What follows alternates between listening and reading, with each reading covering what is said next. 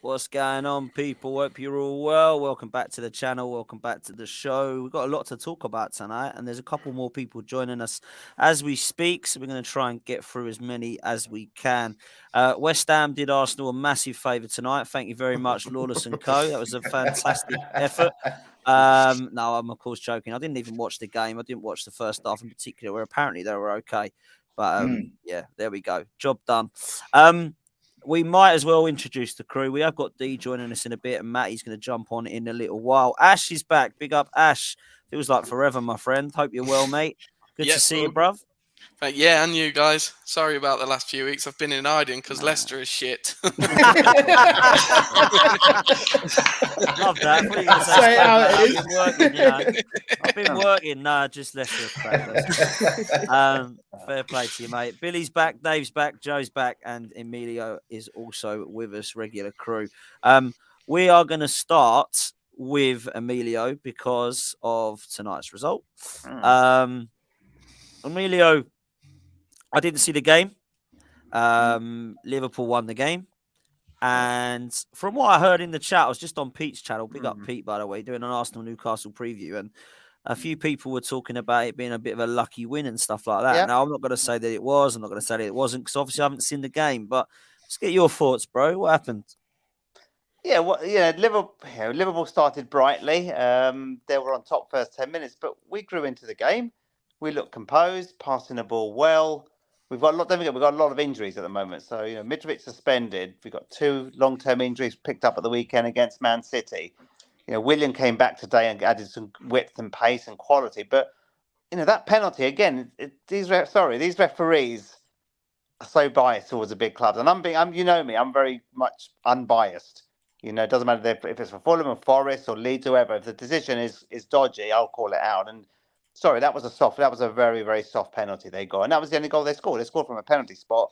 And the more I look at that replay, the more I think, VAR, what the hell are you guys looking at? Yeah. That is not a stonewall penalty. And the same against Man City on Sunday. We had more of a stonewall penalty and we didn't get it. So I thought it was a proud performance. You put up a fight against City, mate. I got to say, you did. You put up a fight. I mean, you put up more of a fight than we did, and we're the ones going for a title push. So yeah, and that performance is just as good as this one here in the sense that we created chances today. Alisson made 2 good saves in the game with a better finishing in the six-yard box. We probably could have got Nick to win it right there. Final touch of the ball, good ball in the 6-yard box. Deco Reed put it over the bar. So overall, we hurt Liverpool. But what do the pundits say? What do the commentators say? Oh, Liverpool weren't at their best, or Liverpool, got the 3 points. They said, where's the credit to the smaller clubs? They said, actually, why did you not play your best? Why did you only score 1 goal? Why wasn't a penalty reversed? No, there was no discussion about the dodgy penalty, or was it a penalty? No, there's just Liverpool 1-0 up at half time. The penalty was long forgotten. It just seems there's a lot of bias. I don't watch Match of the Day anymore because the commentary is shit. So biased. They don't cover the. No, that's true. That is true, though. It's like better to wasting taxpayers' money paying license fee on the BBC TV Match of the Day. Not good enough. But with a weakened squad, I'm proud of this team, and we'll push on next year. We'll push on, but we're where we are, mid-table. We have slipped as predicted the last couple of months, but don't take away from how good this team has been all season. And we put Liverpool under pressure at their ground, and they won with a dodgy penalty.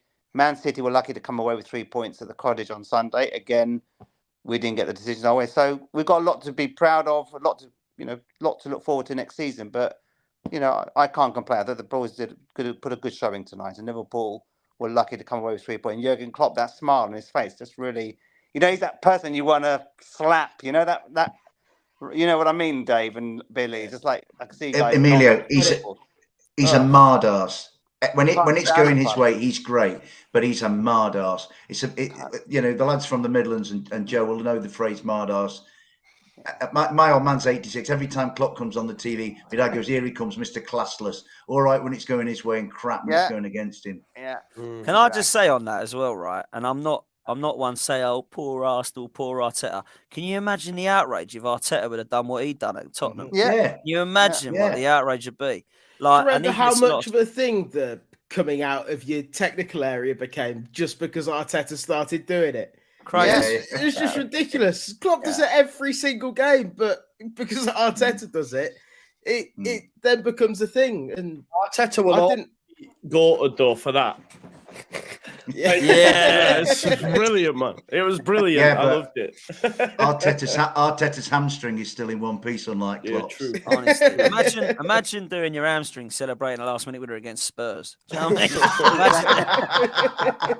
That is like that is what you call unbelievable, isn't it? That is what you call. And look at Silva. Silva got a ban for squaring up to the referees and like what Jurgen Klopp get? Gets a telling off. Sorry, this is.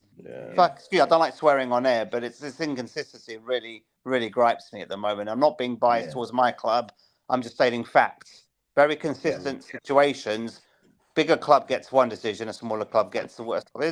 How can we compete? How can the likes of Forest, Leeds, Villa, Leicester, Palace, how can we compete with these big clubs, so-called big clubs, when you look at it on paper independently as a neutral decisions considered? And to be honest, I'm giving a bit of kudos to Brighton now. Those guys who used to give me a lot of grief because go the way. I can see where they're coming from now. I can see where they're coming from. It's happening to us now. It's all forgiven now, Emilio. It's all forgiven. It's all water under the bridge now. And but look, I can see where they're coming from. When you look at your own team suffering week in, week out with decisions which don't go to VAR, VAR ignore it. Decisions go in favour of the big teams. So how can we ever compete? We're really at a disadvantage. So I am frustrated. That's why. Whoever goes down to the championship, actually the championship is actually good. I enjoy it down there. You get entertainment, you get goals. No. Not this VAR nonsense every week. Would Emilio be saying that sitting in 17th? No, would the hell, man. Would the hell. Come on, man. 16 years is long enough. I've had my taste. I don't want no more. 23, do you mind? Mate, it's unreal, isn't it? It's unreal. Emilio, before we move on, like in terms of Fulham, like, is there any worry within the fan base? Sorry, that it could be like an overachievement this season for Fulham, and you could be kind of in a struggle next season, or do you feel like you're cemented now when you go again and you push on and try and get in that as high as you can next season with good recruitment? No, I've said for the last 6 weeks, next year will be harder. I think next year will be a struggle. We've got to invest in probably half a dozen new starting 11 players.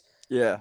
Relegate some of these players have done very well this season, but, running out of steam, they'll go back onto the bench. But if we want to push on or at least be where we are this season, we have to invest. You see the likes of Liverpool, they've pushed on. Chelsea, they will get better next year with a better manager. So these are the victories we've attained this season, the games and the points we've won. Next year will be harder. So I'm grounded here. I'm thinking, proud to be where we are. We are where we deserve to be. I think we've been a bit inconsistent the last 2 months. But next year's going to be harder. Next year we have to fight harder. And our home form has got to be better. I don't think our home form has been good enough at times. So if you want to be top half, your home form you've got to win those games. The games we've drawn against Bournemouth at home, Everton at home, that we had enough chances to win that exam. Right, we didn't finish off. So let's get a bit more quality in the final third. And strengthen the midfield, and then hopefully we can push on. But next year, I think will be hard. I think it'll be a hard season for us. Yeah, man. I agree. I don't think it's ever so much changes in football. You can never be guaranteed where you believe. Like some people thought Palace would come 7th this season. Do you know what I'm saying? And look at it. It's gone wrong. So, big up D. What you saying, bruv? You good? How you doing? You all right? How's it going? You're forgetting. Let's not forget what's going on in the real world. I'm not forgetting anything. Yeah. Not forgetting. I'm doing good. I was joining in. I was like, is Emilia talking about Brighton? And then I realized he's talking about the refs because it was quite heated up. But then, I was a bit worried. But it seemed like Emilia and Brighton fans are well again, so I'm happy for him. But yeah, man, I'm relaxed. He's lost his little partner in crime now, Emilio, against Brighton. You know what I'm saying? It's back on his own again, man. Where is he? Where is Dude. Maz? I don't know where Maz. I haven't seen Maz for ages. You know, he's having a break. I think. You know what I'm He saying? keeps Go popping and up on text him. Lad Bible. I didn't realise he worked for Lad Yeah, he Bible. I'm works always there, on mate. Instagram Yeah, he does and I'm that, like, I know That's that why. guy. Yeah, that's why he's on. He says to me, "Oh, like you know, I can't." Is make that not a tonight. porn I'm doing site? Shoot, you know, I'm doing a shoot. Yeah. Yeah. Maybe back in your days, there, but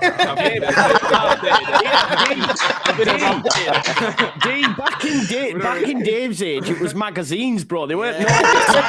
You know what I I'm mean? assuming there was a magazine called Lad Bible or something like that. But Yeah, Can I just say, they were Yeah. all airy as well, weren't they, Dave? can I just say, Josie, if you've looked into this in more detail than I am, and can I also say, fair play to D, he's just taking the lead against me there. That's I a don't know lovely if move. it's. When I was younger, right, I'll tell you, right, we used to have this. I don't know if this is anyway. Listen and learn, Billy. No. I shit you not, right. This is, I swear, right. Me, my brother, and my mate Jordan, right. We're in these back fields, right. And it looked onto my people's God. gardens. Now, listen, it looked onto people's gardens. And right at the top of this guy's garden was a manhole, right? A manhole. Not lying yet. So we've opened up this manhole and there was frogs and all sorts. But then loads of mucky mags. I'm not even joking. Then all of a sudden, the guy came running out of his house. What are you doing, mate? We just ran off, man. I'm not even joking. That's no cap, I swear. Yeah, how mad. did we end up here from Yeah, sorry. It's me lowering the tone. From Palace Lowering to the porn tone. in like 5 seconds. I mean, we are destroying teams with our goals. I mean, I'll tell you that. There's a bit of link there. No, I'm only joking. But yeah, man, I'm relaxed. I'm enjoying the ride. Man said Joe's not been right since.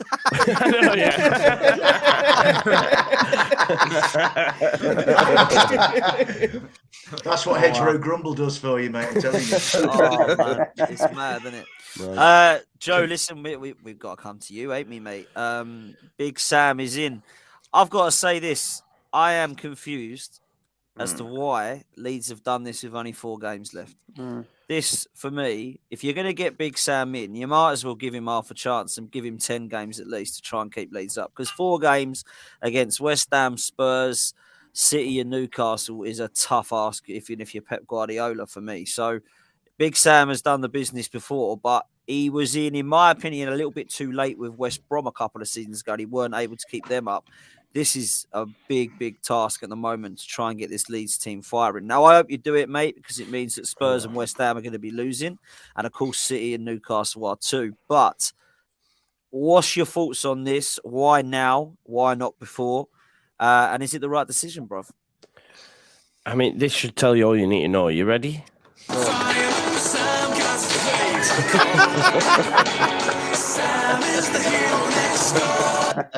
No, listen. I've got to back it. No, we were going down under Harvey, right? We were. Something happened, right? This is the mad thing. Something happened at halftime against Crystal Palace. There's a lot of rumours. That there was fights between Rocker and McKennie. There was a fight between Rocker and Ayling. Apparently something's gone down at halftime, right, against Palace. We conceded that late halftime header, Guehi, I think. And then from that moment onwards, like, it's been brutal. And Javi Gracia clearly doesn't have the authority maybe to turn that around. Whatever had happened then, and within the squad, we're hearing reports now that there's unrest between the younger players and the senior pros. So something's clearly gone off. I believe that we'd maybe sounded him out earlier on in the season when Jesse went, but Victor Orta was never gonna go on Big Sam. Victor Orta's now been sacked. I think that was more so to appease the fans. He needed to go for me, don't get me wrong. He's made some crazy decisions. Anyone who thought Jesse Marsh was a succession plan to Bielsa, he tells you all you need to know about how wild he is. It is crazy that in 18 months we have gone from Bielsa to Big Sam. Like, it's mental. Someone said it's like going from a fine wine to drinking a pint of gravy. Do you know what I mean? That's what it's like. It is mad. It is mad. But the thing is, like, people on my stream were saying, like, go get Potter, go get Brendan Rodgers. You have to be realistic. There's 4 games left to go. No manager worth his salt. Let's be honest, Rodgers and Potter next season, if not during the summer, as soon as a job becomes available, they're the first 2 that they'll go for. So there is no way any of them are going to come into Leeds United with 4 games left to go and say, oh, yeah, I'll bring you up from Championship when they can have the pick of Premier League clubs next season. It's not going to happen. He's been paid a lot of money for it, naturally so. I think fair play, so he should be. That's what he's known for. Maybe, he's got form with it. Everyone keeps reminding me about West Brom, and I get it, but that's the exception to the rule. Every other club he's kept in the division. The only problem is, and Sam said this himself during the press conference, it's 4 games. It's 4 games. It's not really enough, and it's tough fixtures. I think it was the right decision, Dan, just because I'd have taken anyone. There was chat of Lee Bowyer. I'd have taken, Lee Bowyer. I mean, to be fair, some of the names that were getting Tony Pulis was mentioned. So I think out of these names that were mentioned, bro, Big Sam's probably the best. Like I was saying yesterday, like Big Sam's the final boss. If in relegation managers, he's like the Bowser. Do you know what I mean? He's the final boss of these type of managers. So I think we've got the best at it. He's brought in Robbie Keane, played for the club, knows where the back of the net is. Carl Robinson as well, who was at Oxford and MK Dons before that. He's brought him in. He did try to bring Sammy Lee in, but Sammy Lee's on jury duty, which is mad. I know. This is what I mean. Can he see over the top of the bench? Yeah, exactly. The mad thing is, though, Sam Allardyce actually said in his press conference today, he said he thinks the judge is out of order because he's kept him unemployed, because they actually asked the judge to release him from jury duty and he refused, which I think is a bit harsh, because once the jury service is over, he can't just rock up and take the job. You know what I mean? Judge this is a Man salary United for him. fan. Eh? I said the judge is a Man United fan. He wants Yeah, probably, bro. That's what I'm saying. Oh, you want to go work for Dirty Leagues? Nah, not a chance, mate. You're staying. He's probably a Forest fan. He's probably not Man United. He's probably a Forest fan. He's like, do you know what? I don't want him coming. Leeds can go down. I know. Listen, since Palace, we've not been able to defend for Toffee at all. And I think Big Sam hopefully will make that better. And what bigger test than against Man City on Saturday? You know what I mean? Nothing to lose. Nothing to lose, though, right? No, nothing, exactly, Emilio. Exactly. He's this better is than the Pep thing. at the end of the day.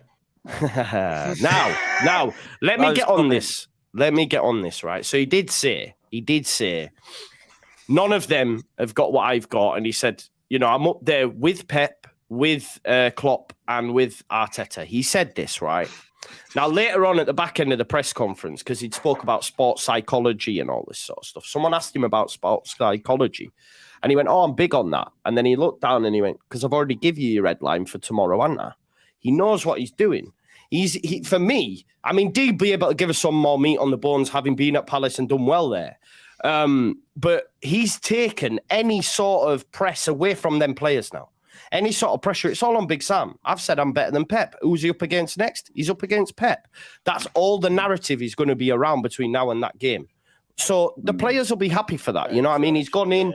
He said he's had a conversation with the players. They've come together. What's going on? He said he had like a, what's the word? Like a clear the air talks, right? Who thinks what? And that, I think that's needed as well, So we'll see in it. We'll see. If anyone is Jack Harrison back in the room after what happened at Bournemouth, Joe? Yeah, no, but that's a bit strange as well, isn't it? Though, like I mean, that tweet had about 4 million views or something. It went a bit mental, but it's it does seem strange that's what I'm saying about the Palace results. Something's gone off, and I think we will find out eventually.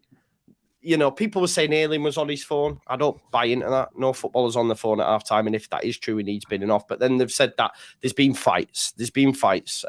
So we'll have to wait and see. It's obviously been that bad that it's caused this, because whenever we concede, we just go to shit.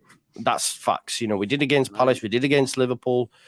And I guess this is a reflection on Leicester as well. And I mean this like with the best intention, Ash. Like everyone keeps saying to me, oh, Leicester this, Leicester that. I was saying, But Leicester drew with us. Everyone else is spanking us. Mm. Fulham, even though they only beat us, they were better, like miles better than us. We were rubbish. Yeah.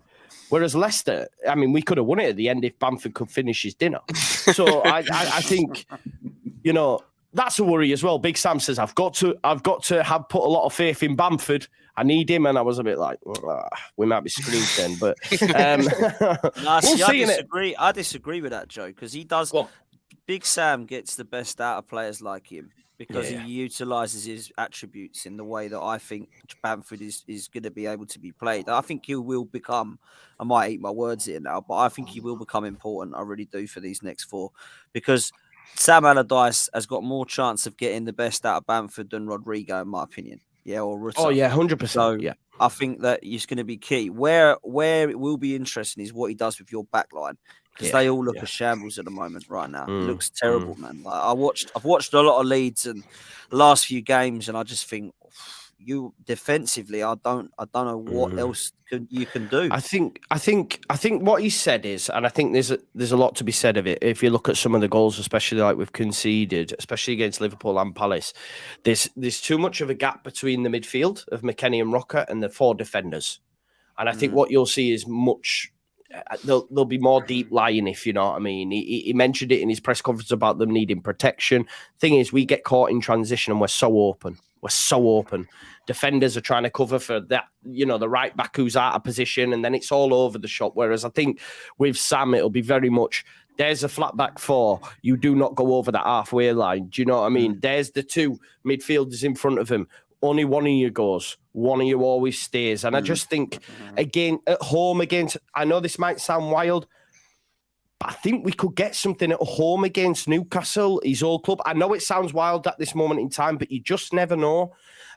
West Ham away, again, then they're not out of it. They've got Man United up next, then they've got the European games. And I think last day of the season, if it's on the last day of the season, we're at home against Spurs. They won't really have much fight in it. Harry Kane leaving, etc. If it goes to last year, I think we can get something at home against Spurs and stay up. It's look, at the end of the day, we're not in the bottom 3. We're not in the bottom 3 currently. Well, that was my question to you, Joe. How many points does Big Sam have to get, do you think, to get 4? I think 4 could do it. But let me just caveat this. Monday is massive because Fulham play Leicester, Forest play Southampton, and Everton play Brighton. So if Forest beat Southampton at home, that could be it for us. I genuinely believe that. However, if Southampton, who only are 6 points behind, they've only got 4 games, have nothing to lose, can get something at Forest, I think we'll stay up. But if Forest beats Southampton on Monday, I think that might be us. Because it's Monday's massive because every single team plays like Fulham, Leicester, Forest, Southampton, and Everton, Brighton. So I think Everton will go down as well. By the way, I think I just can't see them getting anything. Brighton away is rock hard, so they lose that. So we'll see in it. Fingers crossed. Massive. Let's open up the floor. Like, does anyone see Big Sam coming in now and keeping Leeds up? I'll open the floor to any of you. To be honest, I didn't. I thought that was them down, to be honest with you. But after what Joe said about the psychology and that it sounds positive from a Leeds perspective, and I can understand why he's a bit more positive about the situation, saying that it is still a massive task. And I don't disagree. It could be any of the 5. I think Southampton are gone for me personally. And then it just becomes the other 4. And it could be any of them. I still think Leicester will be okay. But it could be them. No, it's impossible to say at the moment. Yeah. Do you know Leicester though? Sorry, just to come in, because I've been watching a lot of football, obviously with the channel and the relegation rivals and that. Everyone says Leicester, and I understand why, because they got Maddison, because they got Vardy, because they got Iheanacho, they got that, but they've drew with Leeds and they've drew with Everton. Why do we? Where is that? Just because it's like with Everton, I think a lot of us go, yeah, but they've got Dyche. But when you actually look at the results, he's won 1 in about bloody 12.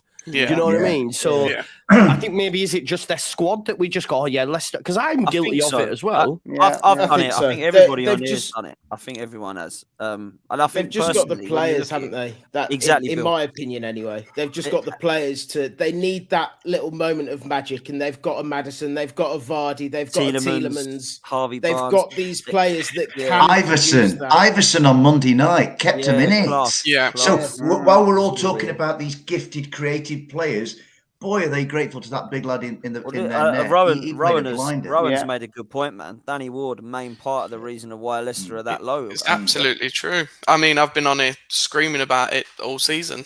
Anybody with a pair of eyes could see that he shouldn't be playing between the sticks, and he was making pivotal errors every week. Week. But there was a period, Ash, when you sort of I remember you recovered early in the year when did he have 3 or 4 consecutive clean sheets or something like that? Yeah, he did. And suddenly the fans were in favour of him. So I'm just saying that he did his part for some of the games, and I think you applauded him on this show as well, saying actually he was the main reason why you kept those successive clean sheets. I recall. You're right. What an Elio! It was just before. It was just before the World Cup. We had a string of 3 games that we kept clean sheets. The performances were good, and he did make a few good saves. But then he come back, and it was just sort of business as usual. Errors, not commanding the box on corners, and that's when it took Rodgers. It took him 28 games to make the call that Everson was actually a better goalkeeper, and we've not looked back since. How did you not beat them though, Ash? I know. It's I know like, Madison had the penalty, and it was a poor penalty, wasn't it? Yeah. Why did he take it, Ash? Because he normally doesn't take them, right? Like, what's all that about? It's insane. So basically, what Smith said in the interview was Vardy had sort of like been running his legs off, and they didn't want to take the risk on that. Tielemans has missed a few this season, so they didn't know whether the mentality was there. And the next in line was Madison, which is why he's grabbed the ball and gone for it. But yeah, to be honest with you, that was a really, really open game. Everton could have gone away with a win, or we could have gone away with a comfortable win. It was one of them. Great for the neutral. Absolutely, yeah. Same as the Leeds game, I think, Joe. Like it was very open, and it's a good thing for us because other than Man City, since Smith's come in, we've not lost. So that's the way we've got to look at it as Leicester fans. And even in the second half against them, it was a really, really spirited performance. We gave it a good go. But like we say, we've got some tough fixtures coming up. We can only hope as a Leicester fan that Fulham are on the beach on Monday. A lot of injuries, so that's going to be in your favour. That's what I mean. And like, with no disrespect, looking at the league table now, is Europe too far away?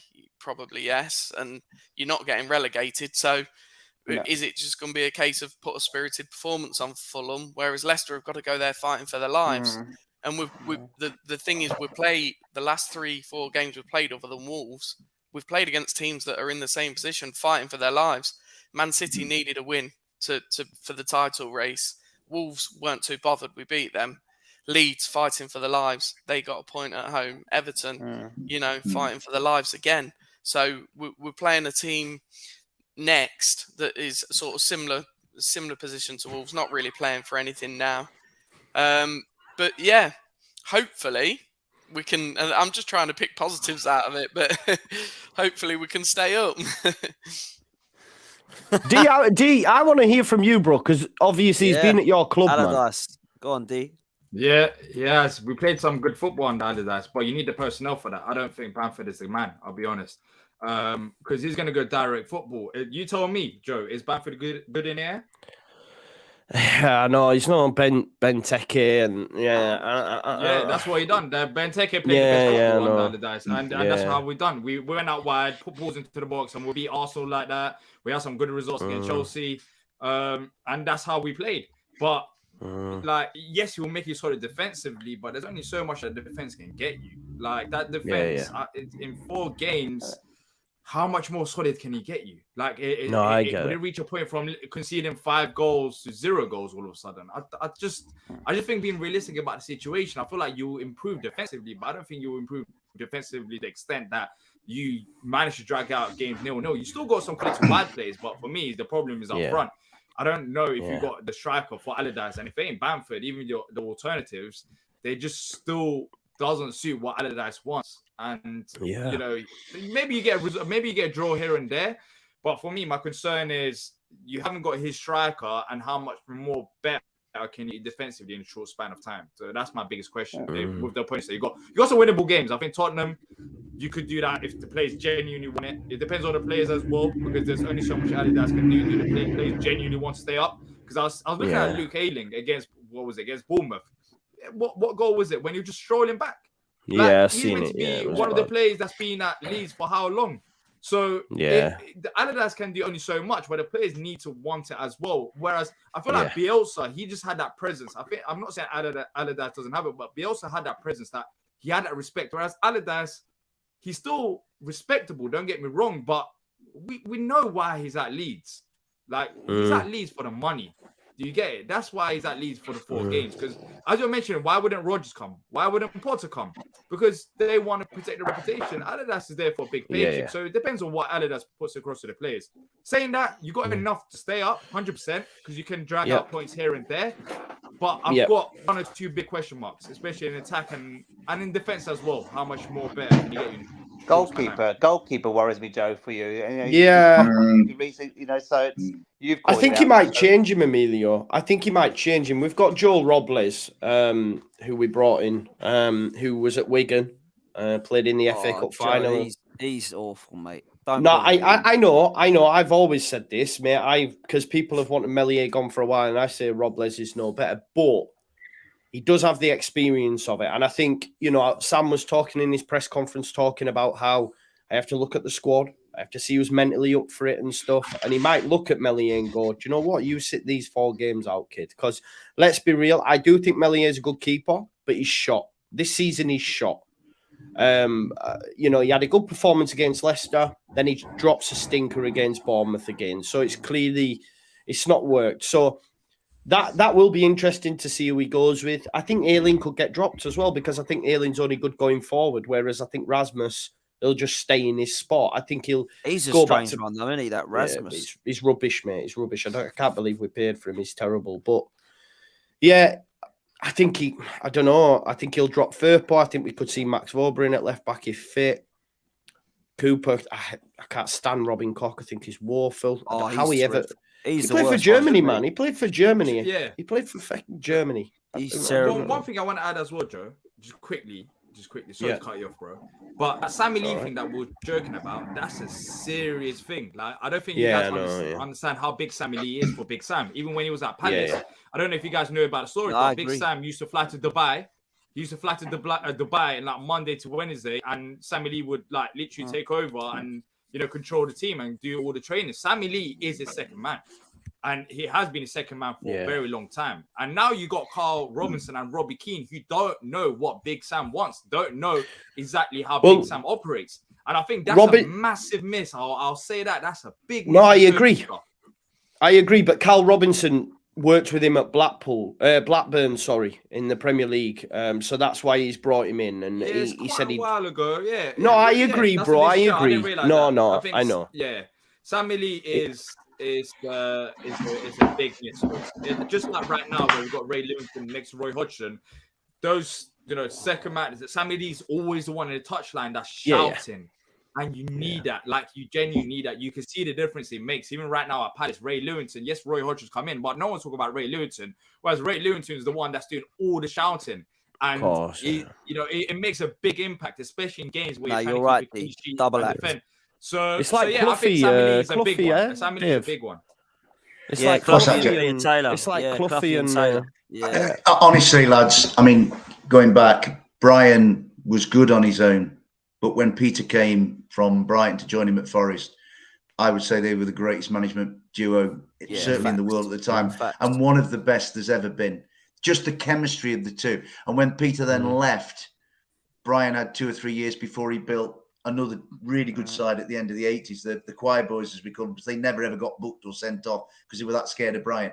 So, but that great side of Forest's when Taylor turned up, So Dee's point about Sammy Lee and Big Sam. It's that Big Sam, Little Sam. It's like good cop, bad cop. Yeah, what I would say about Leeds, they're getting a manager who's got the best international management record of all time because he's 100%. Yeah, he's 100%. So, and I tell you, all joking aside, and Joe knows I gently chide him. Let's put it like that, and he chides me back.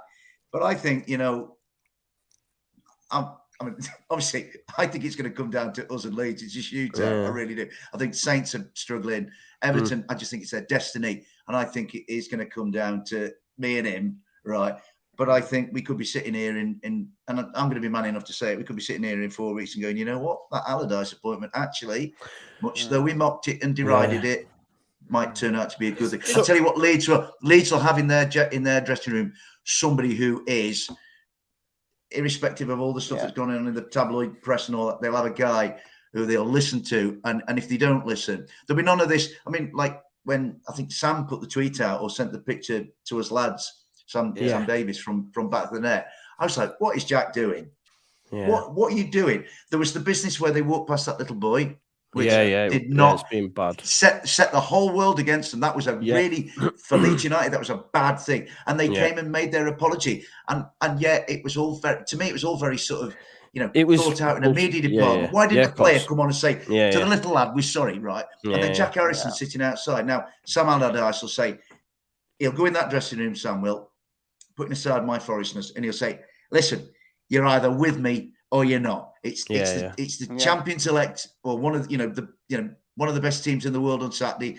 Then it's Newcastle at home. Then it's West Ham away, and then it's Tottenham. Right? You're either with me or you're not. And so I think what Leeds United are going to get, which they would not have had with Gracia, and they would not have had with Jesse Marsh, they'd have had an old-fashioned, straight-talking guy and said, if you're not with us, get gone.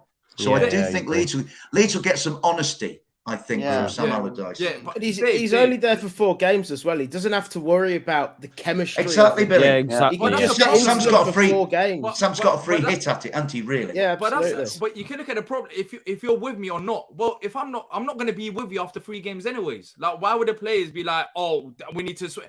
If you had a bit more time, these players could be worried about their futures. But the thing is, it's a short-term appointment where some of these players, they're like, all right, I'm not with you. Cool, I'm not with you. You're going to be gone after like. Well, he don't pick him then, does he? He won't pick them. What difference does it make? Some of these players don't want to seem like they don't want to play. Like the goals that Leeds are conceding. The problem is it's not. I wouldn't say lose situation, but with Gracia, Leeds were going down. It became awful. They had to make a change. But these are paper over. He was so out of his depth; it was untrue. The ownership that Leeds have had. That's what it comes down to. I think Leeds, Chelsea, Tottenham, all 3 of those have had 3 managers so far this season. And people love talking about Lampard. People love talking about Gracia. Or people love talking about, I don't know, Potter and the other managers that's been involved in this run of games. But it starts from the top. Like 100%. I don't disagree. And if Leeds go down, it's not because of Big Sam. Or you can make an argument: is it because of Jesse Marsh? Is it because of Gracia? Or it's because of the ownership? It's because I agree. The culture at Leeds right now is gone from Bielsa moments. Bielsa used to, like as a neutral, I could see it. Bielsa used to get out of his car during COVID times to hug people. That's the type of man he was. And literally, somehow the ownership has lost all of that. Where Big Sam, how is Big Sam? I get it, bro. I get it. Look, Joe's been banging on about it for ages, haven't you, mate?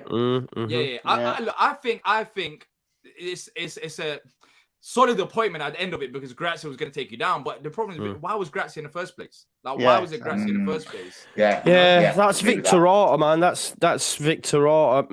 Mate, there was even stuff coming out yesterday that Emery's name was mentioned way back when, and Orta was like, no. And then you see what he's doing now. It's... Basically, Radrazani gave far too much power to Victor Orta and let him run the show. I mean, the mad thing is he just continued to buy wingers. We were getting this kid, Ilias Akamak, from Barcelona. That deal's got off straight away now that Victor's been sacked. But he was another winger. It's like we stop buying fucking wingers, man. He won't buy players over a certain age, and I look now and I mocked it at the time. I was a little bit snobby after Bielsa, but we could have done with a Ben-Mee. We could have done with a Tarkowski, but we were like, no, we don't need that. We'll get more wingers. I don't know. Like, it's yeah, it is the ownership that has put us in this mess. And if Big Sam does, because it is a miracle, if he does do it, the 49ers are taking over in the summer. So, positive. I guess that's a positive with Leeds compared to the other clubs involved. But it's just shambles that you've ended up in this moment. Like, you spent money as well. That's the thing. It's not like Palace where you haven't spent money. You spent money, but it's been in the wrong position. So let's see what happens. I think you got some difficult games. The West Brom thing doesn't really concern me because I've seen what he's done at other clubs. The timing just concerns me. I'll be honest with you, Joe. I just don't know if there's enough time to work on the things that he wants to work on. The thing is, D, if we go to City on Saturday and we get slapped 6, say, then I know then at that point it's game over. City or not, I go, yeah, they're not coming back from it. If they go and have a spirited 45 minutes against West Ham and lose the game 2-0, there's enough in there to say, okay, Newcastle. But if we do get slapped, then I'll know straight away. And I think Sam will know in his heart of hearts, yeah, I've got no chance here. So everyone's saying we'll get battered, we'll get beat. That's fine. But it's how we get beat. It's how we get beat on Saturday. It's the performance is more important than the result. Yeah, I'd agree with that. Let's see if the players won it. Yeah, we'll see. Exactly, that's what I'm saying. Well. If they score early doors, bro, and then they just fold like they did against Palace, then we know, don't we? We go, right, exactly, exactly. Because it's bigger than just tactics. It's bigger than just getting, having 3 goals conceded. It's a manner of how you concede those 3 goals. Yeah. Do you put up a fight? Is there a fight? Because I don't see a fight in this league right now. And that's why a change needed to happen because it was just too toxic. Like, you've seen Harrison out on the bench after the game, not in the dressing room. Like this, it was a mess. So let's see if there's a fight against City. And even if you do lose 3-0, how do you lose that 3-0? Or how do you lose that 2-0 or 1-0? It's the manner of it. And that's the most important thing. So we'll 100%. See. That's a harsh thing. We're talking about Man City. A side that's going for trouble. And you have to put yourself against them. Yeah, fair. It's tough, man, and I hope that it ain't, they ain't left it too late. I would personally, if Big Sam's coming in, I would have got him instead of Javi Grazia, but that's just me, man. Let's see. Ash, do you think Leicester are in trouble still? Are you confident compared to the others? Like, how are you feeling, man? Because a lot of people on the show and who I speak to are like, Leicester are the ones that will be all right. It's the others that have got to worry. But you're right down with them, man. Absolutely, yeah. I don't think there's any grounds for us to be sitting here on a pedestal as a Leicester fan at the minute. We're in as much of a fight as Leeds, Southampton, Everton, Nottingham Forest. We're there.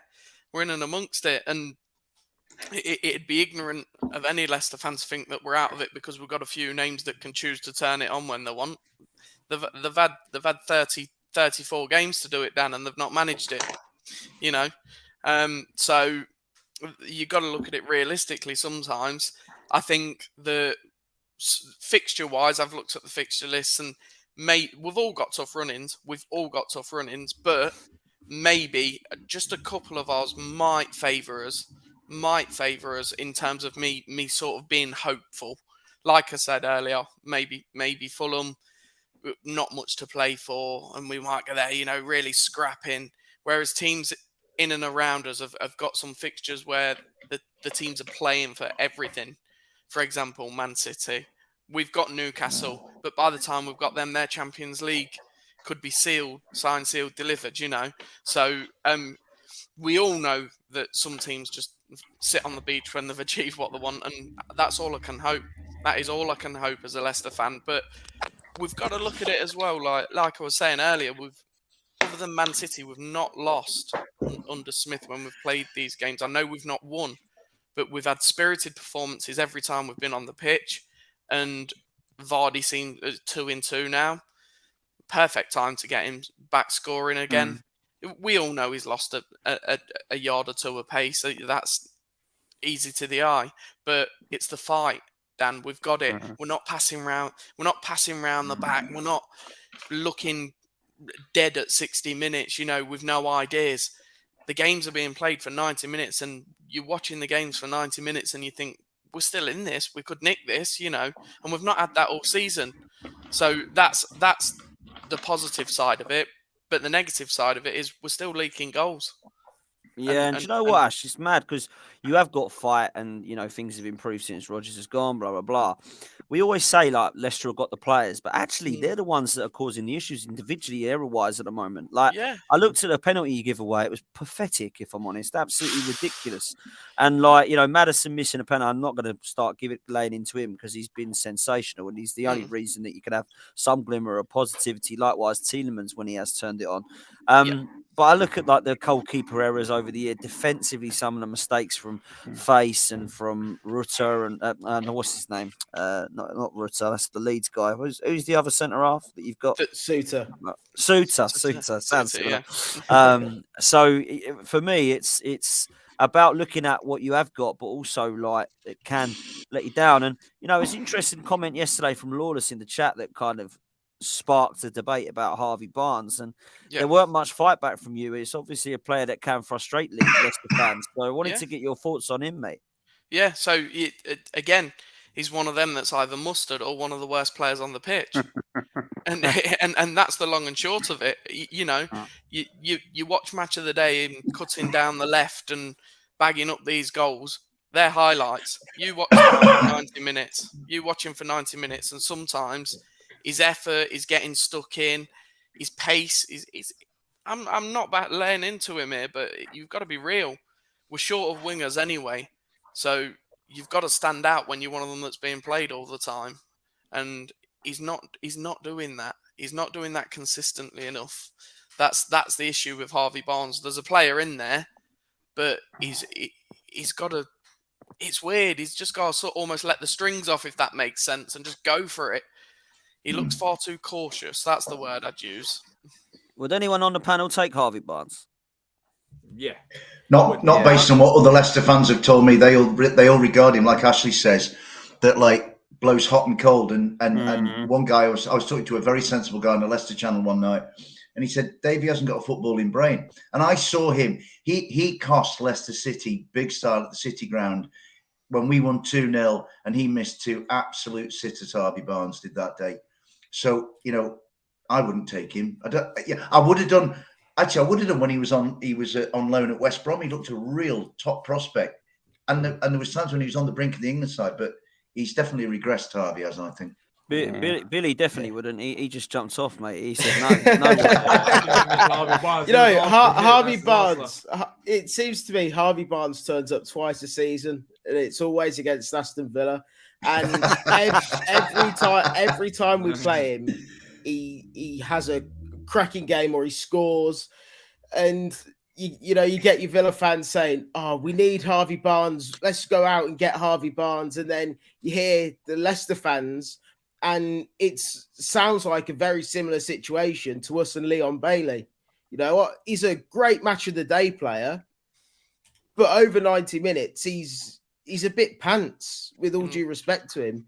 And so, yeah, that's why I wouldn't take Harvey Barnes, and that's why I jumped off as well. I loved that, man. It's the way you say, anyone take Harvey Barnes, boom, I'm out of here. That's a no. But it's an interesting point, actually, mate, because there's a few players like that on Match of the Day. You go, "Oh, he looks good," and everyone does it. That don't, because we can't watch every single team and every single week, And I've done that with a few players. And do you remember when Traore come on? Adama Traore come on a scene on Match of the Day? He looked like Messi. I thought, this guy's unreal. And you watch him and you think, oh my God, he's basically a roided Iwobi, isn't he? Do you know what I mean? Like, he literally is. He's actually like nothing at all. Like, I look at him. That is the perfect analogy as well. Honestly, like, he's Iwobi on roids. I just don't understand him. He's mad. It really is. But there we go. Listen, Dave, it's going to be interesting to see this fight that goes down to the wire. I'm with you. I think it is going to go down to the wire. I think Everton and Southampton are in serious trouble, and I do still think it's a flip of a coin between Forest and Leeds. But me and Billy were talking, right? And and we're on the same wavelength, me and Bill here. I see fight in Forest. I see so much fight. And it's like a never say die attitude, which I think the manager's installed into the side. And they were my tip for a surprise package this season. Now, they ain't done me any favours and made me look a bit silly because they have been fighting around the relegation. But one thing I was right about is fight, and they have definitely shown that. And I think that It was a bit of a laugh, wasn't it, when you signed 25 players and there was triple decker buses. 30, Dan. Get that, 30 players, right? I get that, but they're showing fight, mate. And I know results ain't always been the way. You've been unlucky in the last couple of weeks with last-minute winners, blah blah blah. Joe was running around the house celebrating, but he lost his excrement. He told me. I said I wasn't going to lose my excrement. He came beautifully on afterwards. Such as this brilliant comic timing. He went, "I am." It must give you confidence, though, Dave, with a bit of fight in the team, man. Do you know what, Dan? This last week, so if you start at Anfield, taking the Brighton game, and then Saturday. I mean, people come on and they use this cliche about the roller coaster, but it genuinely has been that, because we went to Anfield, we all thought we were going to get obliterated. We actually could have got something bizarrely out of Anfield, and I think the truism about Liverpool at the moment is, okay, they're getting results, but as Emilio said previously, Liverpool are a little bit of smoke and mirrors with Liverpool. They're not as good as the results suggest. Now we went there. And we came out having lost 3-2, and we were like, actually, that wasn't too bad. We took a bit of hope from it. Then we go on to Brighton on Wednesday night, and we miss a penalty early. We give away a bad goal. We can't get the ball off Brighton for 20, 25 minutes. And then second half, we produce a fantastic performance to beat them 3-1. Admittedly, caveated by the fact that I thought Brighton looked leggy after Wembley. And then we go on to this one on Saturday and talk about it. You kind of think to yourself, it's football in a nutshell. All of us lads have had it with our clubs, right? We've all had it, and we'll all keep having it because we're addicted. We have to mainline it into our heads, right? So at half-time, Danilo's just put us 1-0 up, right? A minute before half-time. And I wouldn't say it was necessarily against the run of play, but it was quite an even game. And we were quite solid, I thought, especially at the back. Tony was never sighted, and Bomo was nowhere. And then we score. And without being too graphic, we're in the lose in the away end at this Lego stadium that Brentford have built, right? And it is really pretty, but, we're in the loo. Every single bloke at the urinal, every single bloke in that toilet, right, in unison, it's the greatest choir I've ever heard. They were all singing, Danilo, oh, always believe in your soul. You've got the power to. I'm a punk, metaler, grime, hip hop, right? And I'm singing a Spandau Ballet song. That is the power of being 1-0 up. So you take that half time, and it's like the greatest high I've had for a long time.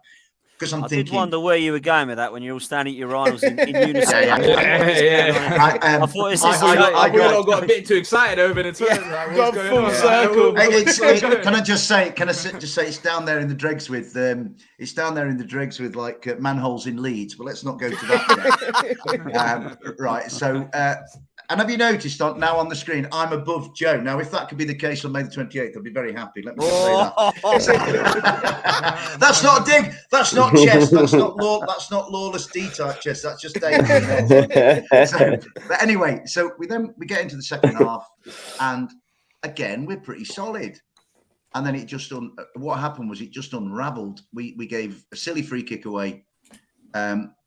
Tony decided to join the game at last after 79 minutes of anonymity. We built a wall. It was pathetic. It broke. He hit it through the wall. Our goalkeeper, who actually has saved us on a number of occasions, should have stopped it.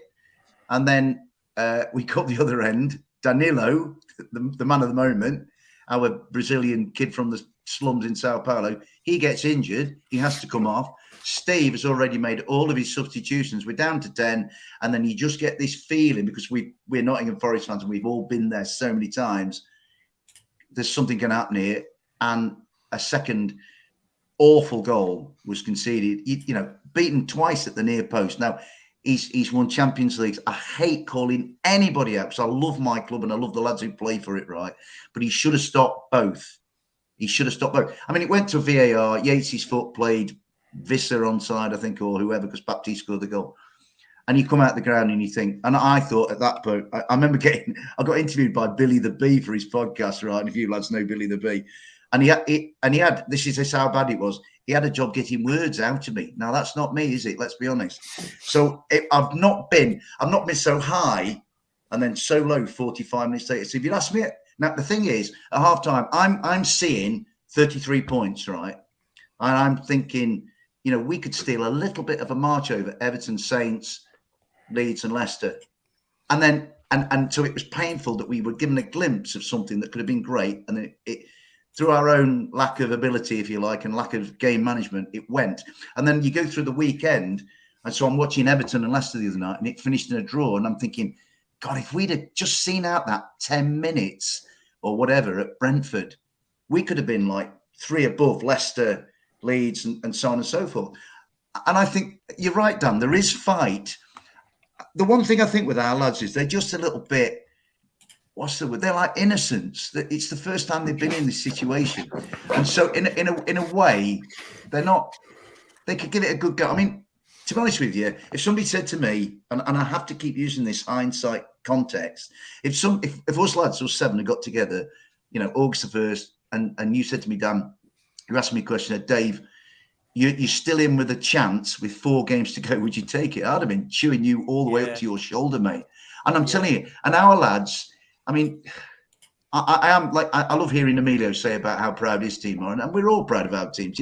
What Palace have achieved is fantastic. What Villa have done is amazing. The championship, he said earlier, he enjoyed it. he protested too much. He doesn't. My dear friend Emilio, he doesn't mean it. He doesn't mean it. But the when thing you is, get shit decisions week in, week out, it does frustrate you. Hey, Emilio, tell me about it with Harry Maguire against us 2 weeks ago. But then again, Lewis Dunk decided to come and play basketball last Wednesday night. So he didn't even know. All I was saying with Al is, I mean, I'm looking at our running, and I mean, we've got, I mean, this Joe is absolutely bang on. He hits the nail. We joke and jest, me and him, but he's such a shrewd guy. That game on Monday night is a cup final. Huge, it is mate. Colossal. Huge. Because if we were to take 3 from that and Leeds lose at City and Everton don't get anything at Brighton and Leicester struggle at Fulham, then that could be huge. And I think That we could would happen pretty as much. well. All of that you've just said, Yeah. that's not beyond impossible for that all to happen. And also, I think what I think, lads, is that if we were to win that, it nearest, damn it, relegates Southampton. Yeah. Nearest, damn it. So it does. and then our last 3 after that, I mean, they are actually quite interesting. And I think the win against Brighton, I mean, great point that one of my mates made. He said, after Anfield, would you have taken a draw against Brighton at home and a draw at Brentford? And I had to kind of think, yeah, I probably would. So we got 3 instead of 2. I'm twisting it round a bit. Do you understand? No, what I'm you're saying? not. That's facts. You know, mate. You would take 3 points over 2. So then, so after Saints, which I think Saints is our hardest game because Saints will be the most possibly the most desperate team we play, right? And they've played quite well. They played well at Arsenal. They started okay at Newcastle. Anybody in my fan base who thinks Saints are a dead duck gets a kick up the arse because they're not a dead duck, right?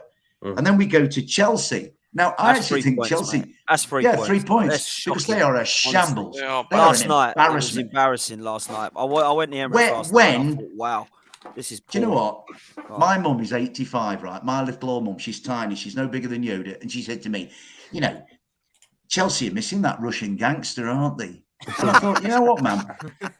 Mrs. Greta Asprey, your auntie Greta, she said it. She's 86 actually, and she said, oh, they're not as good without that Russian monster, are they? And I went, you know what, Mum, you're right. So I think we could get something against Chelsea. Now, Arsenal, it depends on what happens between Arsenal and City. Arsenal might come to us and it might be, City might put it beyond them. I'm not sure. And then the game against Palace, Palace, let's pay credit to Roy Hodgson, right? What he's done is phenomenal. If Sam Allardyce can do for Leeds what Roy has done for Palace, Joe will be well happy. Now, I looked at the table for the first time in a while, above the bottom 5, if you like. And I saw Crystal Palace on 40 and I saw Chelsea on 39. And, Bournemouth, if they beat Chelsea at the weekend, Chelsea will be down to 13th or 14th. And it's a shame they're not closest to relegation because they go down. It is.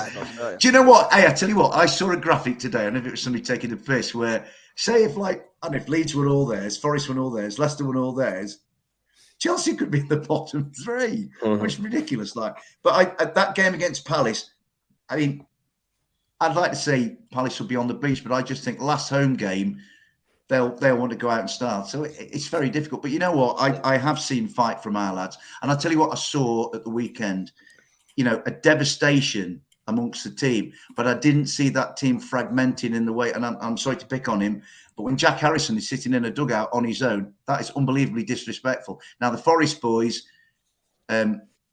all stuck together, and I think.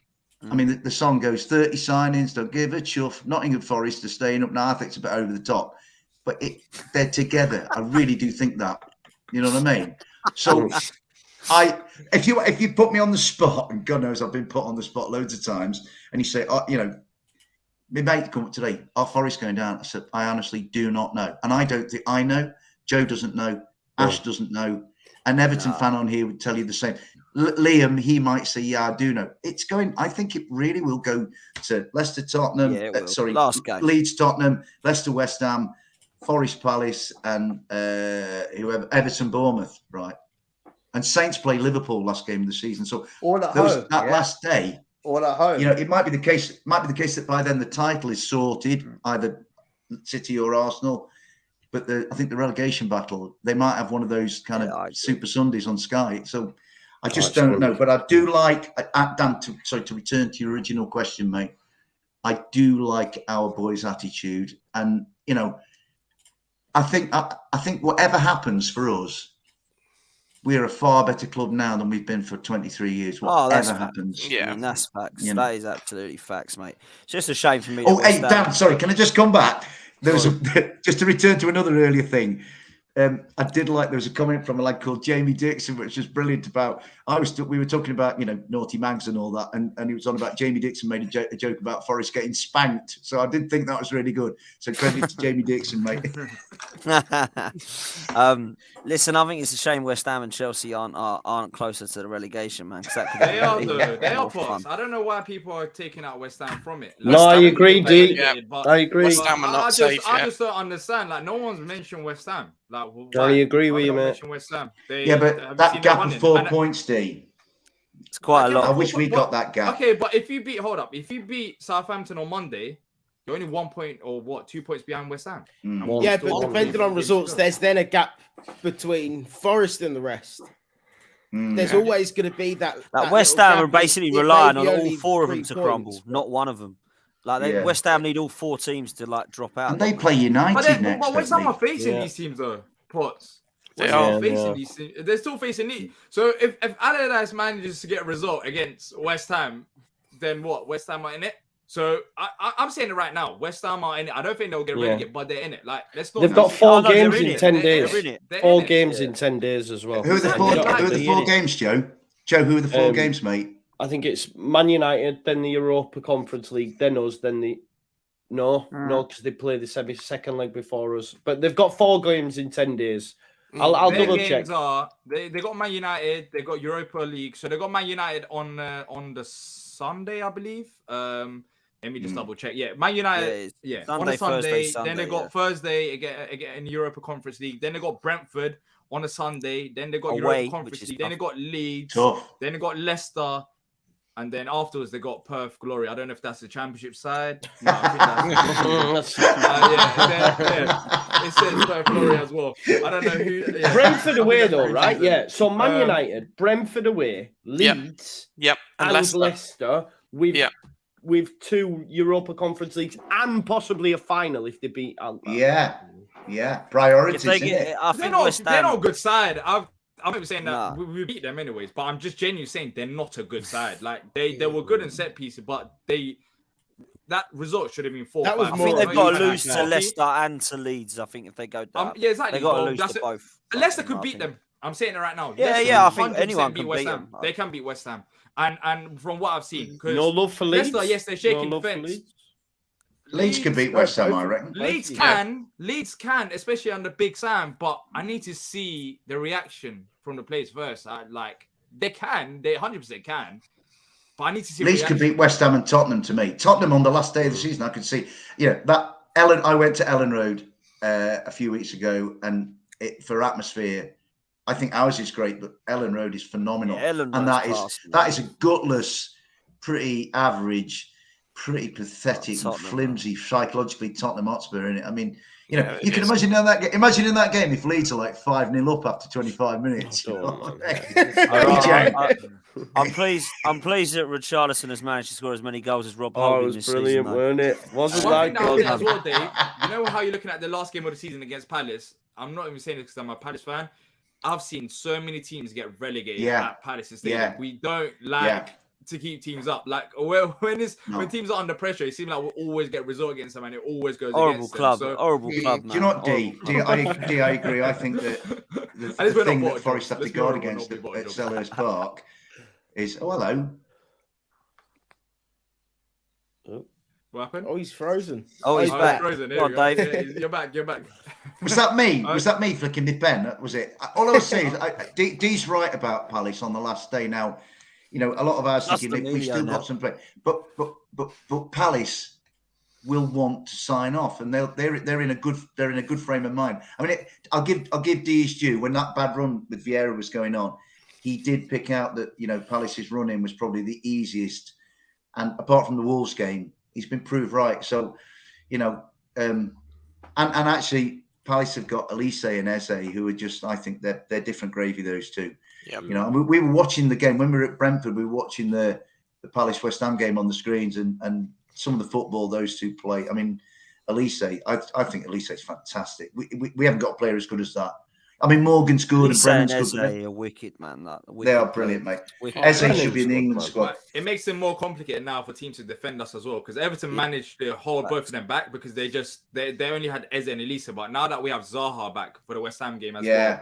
You saw it where teams just don't know what to do. So go on, target Zaha, then you leave Eze open or Elisa open. So it's not as it was before. And you've got the better of the Ayus. Yeah. Your Ayu is better than that. Our Ayu came on at the weekend, and I've been on here giving Steve Cooper lots of props. But why he put Andre Ayew on? He was booked within a minute, close to being sent off. The Forest fans, the Forest massive, have been really anti Andre Ayew this week. You know, and Cooper, I think quite rightly, should be criticised for that substitution. I've not done it before. So, you know, Jordan Ayew, give me Jordan Ayew over Andre Ayew. If it comes down to a battle of the Ayus, Palace win that. Listen, we're gonna go to Billy and D, but Emilio, I know you need to shoot off, bro. So thank you as ever, my friend. Always a pleasure having you on. Beat Leicester, Emilio. Beat Leicester Monday, Emilio. Yeah, please, Emilio. You're my friend. Beat Leicester. Oh, and let's hope Napoli win the title as well, mate. Get that sorted. Yeah, let's hope so, man. We'll see you next time, Emilio. Take it easy, bro. You can't hear. See you next time, mate. Bye, mate. Listen, let's do Palace and Villa together. Like, Bill, you are you going to be on the Race for Europe show next season, mate? Is my first question. You know what? We've got 4 games left. It's not going to be easy. They're not easy fixtures. You know, we've got Wolves at the weekend. That's their cup final. They've just been battered 6-0. They've got the opportunity to bounce back against Villa, dent our European hopes. That's their cup final. That's them for the season. After that, it's on the beach. So it's not going to be easy. Then we've got Spurs at home. Then we've got Liverpool away, and then it's Brighton at home on the last day. If we can beat Spurs and Brighton, then I think we get Europe. It's just whether we actually beat Spurs and Brighton, and do we want it to come down to the last day of the season? Preferably not. You want Europe, whatever it may be, Europa League, Conference League, you want it to be secured by then. If we have to win on the last day for Europa, then so be it. But you just want that space. You just want that space locked up. And I do think it is between us, Brighton, and Spurs for the last 2 European places. I think Liverpool are 5th. That's them sorted now. I think the top 4's cemented pretty much. And it's just between Villa, Brighton, and Spurs who can get 6th and 7th. Where do you reckon? Hopefully. Then, where do you reckon? Go on. Where Villa going to get? I really don't know. I really don't want to give a prediction. I'm gonna say that we get Europa League. just because of the all-round positivity at the club. You know, all right, we lost to Man United. You know, the run had to end at some point. You're not going to win them all. You're not going to go unbeaten until the rest of the season. You know, it was a lucky goal. Yeah, they were probably the better side over 90 minutes. There's no disputing that. We weren't great. But I think Emery's going to be getting into these players and really expressing the importance of these last 4 games. It's all but confirmed that we've just taken Barcelona's director of football as well. So so that's a massive coup for us. And so just Absolutely. the general all-round feel of the club at the minute is positive despite that loss to Man United. So I just hope that we can get that momentum rolling again with a win against Wolves. Like I say, it's not going to be easy. It really isn't. But we just need to focus on ourselves. If we can win, then we've got what we set out to get. So fingers crossed that we can. Yeah, if you get Europe, right? Does Unai Emery deserve a shout for manager of the season above like Eddie Howe, above Mikel Arteta, above? I mean, he's not going to get above Pep because they're going to win the league. No, but like, you think that he's like, is it a harder job for Arteta to get Arsenal second, Eddie Howe to get Newcastle potentially third, or Emery to come in at 16th and get you 6th? Yeah, I think you look at where we were when he came in and how he's transformed us. You know, no manager aside from Pep Guardiola has had that run. You know, I think if you're looking at I think BBC Sport tweeted out, if you look at the league table from this year, from 2023, we're second, but only behind Man City. So I think he's certainly got to be in the conversation. Whether he gets it or not, it's a different story. And I think it's harsh as well because what Eddie Howe and Newcastle have done, what Arsenal have done, leading the race for so long. There are so many managers that deserve it this season. De Zerbi, Thomas Frank, even Gary O'Neill at Bournemouth. Great shout. Yeah, that's a good shout. Great shout. There's a lot of them that deserve it. Roy Hodgson. I'm not being facetious. So. Cooper, if we finish 17th, that's an amazing job, I think. Exactly. Absolutely. I didn't want to go there just yet. I didn't want to tempt fate, Dave. No, I don't. Because we're going down now. They've got Allardyce. Allardyce, man. Allardyce. I think it's between, I'll be honest, I can't pick between Emery and Eddie Howe. I can't pick between both of them because they both got very good points. I mean, Emery, you picked them up when you guys were 1 or 2 points off relegation zone, and now I'm playing dull football as well. We were out of the relegation zone on goal difference. Goals scored. And Eddie maybe, Howe, why I would give it to him is not because of Newcastle finishing Champions League spot, because it's more than that. It's the fact that he's got some of these players that were at Newcastle before, and he's just upped their game. You could say the same. You could say the same with Emery at Villa, though. Tyrone Mings has been colossal. But then in particular, John McGinn has just the improvement in some of these players has just been unbelievable. Ollie Watkins, man. Ollie Watkins, exactly. Perfect. It might sound harsh. Yes, I agree. But then again, when you look at, if you have to pick between both of them, and if you're telling me that both of them are doing basically brilliant jobs and they're improving players, they're doing well in the league. There's a lot of parallels, to be fair. So I think Newcastle will probably win it because they're going to finish in Champions League spot. He won't get it. He's not been there the full season, hasn't he? They won't give it since he came in. Eddie Howe, they were relegation fodder this time last year, following on from Steve Bruce debacle. I mean, this time last year, we would have been talking about Newcastle being in the same position as myself or Joe or Ashley. You know what I mean? Definitely. And also, when Eddie took that job, I kind of thought, oh my God, mate, you've bitten off more than you can chew. But not only has he made them really good to watch for all the neutrals, he's given them looks like a Champions League spot. And at all times, and take note, Jurgen Klopp, he's conducted himself like a gentleman. He's not been a I think what is Eddie it like? Howe is going to get. Yeah. I think he deserves it. I mean, it will I be think Pep he because it deserves always it, is whoever wins the absolutely. league. But for me, Eddie Howe deserves unbelievable amount of Arteta? credit, man, what he's done.